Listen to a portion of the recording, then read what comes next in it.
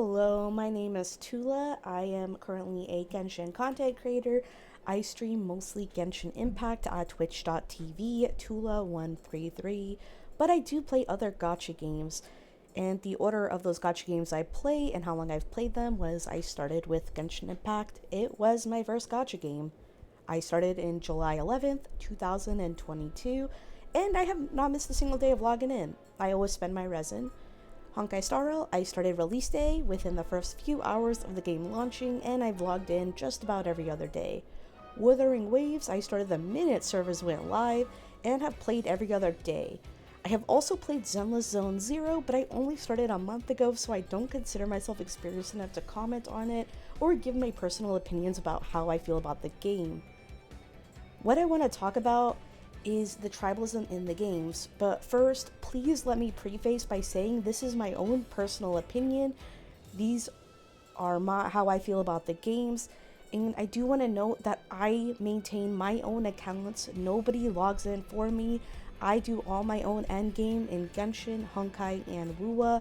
ZZZ, I have not done the endgame yet because I am still too new, so I will be talking very little about ZZZ in this video, if at all.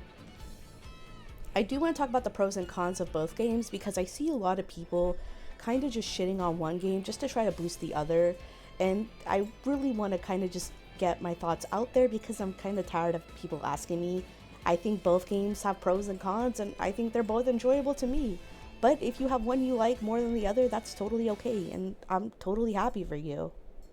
Let us go ahead and start with Wuthering Waves. I am currently level 80. I do buy, well, I'll clarify. I used to buy the Lunite subscription and the battle pass for the game, and I did my top-ups. I have not topped up since I lost my double top-up bonus, only because I think that's the best bang for your buck in any gacha game. I did that in ZZZ, in Honkai Star Rail, and Genshin Impact. I always buy the double top-ups, and then I rarely top up afterwards. Currently, I am free to play, though, in WuWa. I have no need to buy any other characters. I'm not really interested. Other than husbando characters, I will admit that, and keep that in mind when I give you my opinions later on. I am not here to compare the games. I do like both. I play both. They have niches for me, and that is okay. I am not here to demonize anybody for choosing one over the other. I just want you guys all to, realize that both games have their pros and cons, and that's totally okay. And I'm happy with playing all these gacha games because each one fills a niche that I enjoy. What's not okay is creating these tribalistic gacha wars that nobody asked for because it breeds toxicity in a game that's already toxic. Imagine if, the Kuro bots or the Hoyo shills place their angers at the predatory practices of gacha games, aka those multi-million-dollar companies, but it's too much of a, quote, power of friendship storytelling that's in every gacha game, ironically enough. Not only does Natlan have it, and trust me, they had a lot of it, but Renacita does as well, and I still enjoyed both. Pros and cons are good for games, and it's not used to make one inferior to the other. For example, there are things I like about WuWa, such as the exploration. I love flying. That was the superpower I really wanted as a kid, to have wings and fly, and WuWa gave it to us for free. It makes the world feel bigger and alive, and it makes me feel like I am truly an explorer in the game. The character designs are another thing I like about the game. I love Gion, he is my favorite character. However, when he was first strip marketed, I thought he looked like Xiao in Genshin Impact, but hotter and older. However, Chixia was my first main character. We did get her for free. I still play her to this day, especially in Tower of Adversity. I love her, she's great. I spent a lot of my resin on her. Lumi is also a pool I really wanted, and I didn't care what 5 stars banner she was on because all I wanted to do was pull Lumi because I really liked her. I think her auto attack string is super cute, and I think the hamster is even cuter. The fact that she's spiking it and stuff. The animations are beautiful, and all the attack animations are super unique. They're not recycled auto attacks. It's great, and again, I love Lumi. I could still clear Toa with her and Chixia on different sides in the lower levels. Granted, I'll use my regular teams to clear the later floors, but that's neither here nor there. Another thing I like is resin overflow. Even in the release of in the game in 1.0, one thing I really respected Kuro for was their ability to give feedback to the players and not be radio silent. We know how bad that 1.0 launch was, and they could have made it so much worse by not talking to their player base and telling us what's going on. Instead, they were very vocal, they told us what was happening, they apologized, and they gave us very, very generous reimbursements for that bad launch. It instilled hope in them, especially from a consumer to a corporate, relationship. One thing I thought was really great and a great quality of life was the fact that you can change the rover's element in the character select, whereas with the traveler, you have to do it at a Statue of the Seven. It is tedious, it is a waste of time, it is extra clicks for no reason. Even Honkai Star Rail, you could change the Trailblazer in the character select for all the other elements they are. Another thing I do find very nice about WuWa is the different dialects in character speech or their accents. The only thing we have is, Shenyan in Genshin Impact from the Lewa, and she has a very southern accent, and it's very jarring to hear it when nobody else has, that kind of accent. But we have, almost everybody in Renacita has a type of accent, and it just feels so nice to hear that. And, Lumi's, Scottish, cutesy voice is, it makes the world feel alive. There are different people from walks of life, and it really makes you feel like you are in different zones. You know what I mean? I will say that my biggest dislike about the game is, ironically enough, the community. If you point out a flaw with the game, like WuWa, you get attacked by their rabid fans who are foaming at the mouth because you made an opinionated statement. It's completely immature because they will blindly hate Genshin, but if you blindly hate WuWa, they will pull the defending my multi-billion-dollar company that they mock the Hoyo shills for doing. And if you don't do this, this does not apply to you. It is kind of in the same way that a lot of people that play WuWa or are WuWa CCs say to give WuWa a chance. But I also repeat that statement to the WuWa CCs who didn't give Genshin a chance. Give it a chance before you blindly hate it. You might like it, you might not. But at least you gave it a genuine try, like you're asking people who, quote, blindly hate WuWa to do. WuWa players talk about the current Spiral Abyss, where they are saying that Genshin is very predatory and money grabby by putting these mobs that require Natlan characters, which is completely inaccurate because you do not need Natlan characters. The Papilla boss and the mobs require X amount of elemental hits, where X is in Chamber 2, it is 100, and in Chamber 3, it is 75. It sounds like a lot, but in a Hyperbloom team or a Burgeon team, Burning, or even Chlorand and C6 Fischl, they break those elemental hits very quick. All you need is fast application. It does not matter how much damage you do, because it is about the number of hits you do. So you do not need Natlan characters. Sure, it makes it easier, but you don't need them. And when a WuWa CC wants to make Genshin look bad, they purposely, or maybe accidentally, be willfully ignorant to these mechanics in Genshin just to paint it in a bad light. Which is ironic because if a Genshin CCer goes to WuWa and tries to make WuWa look bad, they get attacked by, I don't want to say this creator's name, but his community is fostering a very toxic, very aggressive, community where they see no wrong. Moving on from the hypocrisy of WuWa and Genshin CCs and players, the ecosystem is bad. I don't need to beat a dead horse. Even, quote, curl bots hate the ecosystem. It's shit. Tuners are also stupid, if I didn't say that already. And one of my biggest issues is there feels like a lack of endgame. Holograms don't count since they only reward for the first time clear, and Toa is just every 2 weeks and has little difficulty. Even with the 2.0, they'll be changing to monthly resets because they are adding a new game mode, which can be great because we do need more endgame in WuWa. But we will see if it's a flop or not. Maybe it might be better to have 2 Toa resets a month, or maybe 1 Toa plus his new game mode is good. We all saw what happened with Imaginarium Theater, and a vast majority of the community seems to prefer having Spiral Abyss twice over Imaginarium Theater and Spiral Abyss. Doing holograms and not having full energy, And again, I'd like to clarify, not the concerto, but burst energy. Like in Toa, how when you want to retry while you're building particles, the game doesn't pause and you still have to hit the escape button to pause before you reset it.